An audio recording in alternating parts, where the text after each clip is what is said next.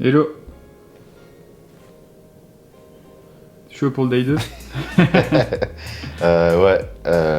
Ouais, franchement ça va, le corps il est un peu fatigué, mais je pense que c'est tout le monde pareil. Voilà, une journée 2, je sais que c'est peut-être ma moins bonne journée, donc je m'attends à descendre un peu dans le classement et après je suis assez content. La troisième journée, j'aime bien le dernier event, donc je me dis, c'est pas grave, on a tous des bons events, des moins bons. L'important c'est le classement général à la fin, être dans les 5. Donc on verra bien et ouais là j'ai fait mon petit protocole GoWood quotidien là, ce matin, tranquillou, ça m'a permis de me déverrouiller un petit peu. Là on chill, on se repose, on raconte des conneries et après il va falloir voilà, y retourner tranquillou. En route vers les 23. Les 23, l'event du lift, un peu stratégique. En plus là je viens d'apprendre par Thibaut, merci Thibaut, que je vais être le dernier à lifter. Donc en plus déjà qu'on est appelé 20 minutes avant. Donc pendant 20 minutes tu fais aucune barre. Tu peux peut-être en refaire une vite fait quand tu arrives sur le floor. Et en plus je vais être le dernier à lifter, donc ça fait 4 minutes de plus que tout le monde. Ça. La première elle va surprendre. La première barre va surprendre. Elle va me dire coucou, réveille-toi. Donc il faudra être plus concentré plus sur la première. Et assurer. Parce que voilà, avant de vouloir faire un gros lift, faut déjà assurer.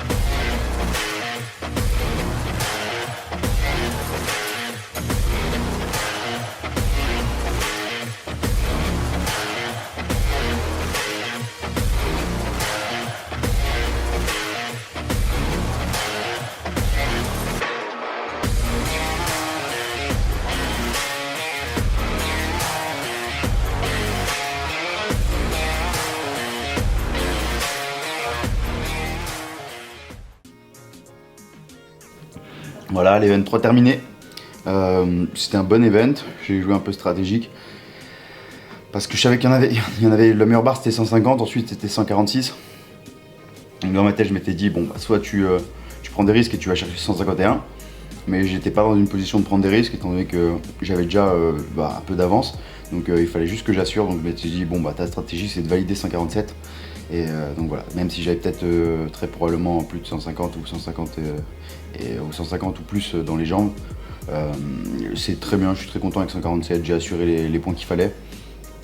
Et voilà, l'event après il est un peu moins bon pour moi. Et voilà, si j'ai des points d'avance, je risque peut-être de les perdre avec l'event après. Mais demain il y a une autre journée, donc voilà, je suis focus sur la suite et petit repas, petit repos et ça repart. On retourne à la guerre. Et ouais, dernier event de la journée. Les jambes un peu fatiguées honnêtement. Et puis voilà, c'est l'event que j'appréhende un peu plus.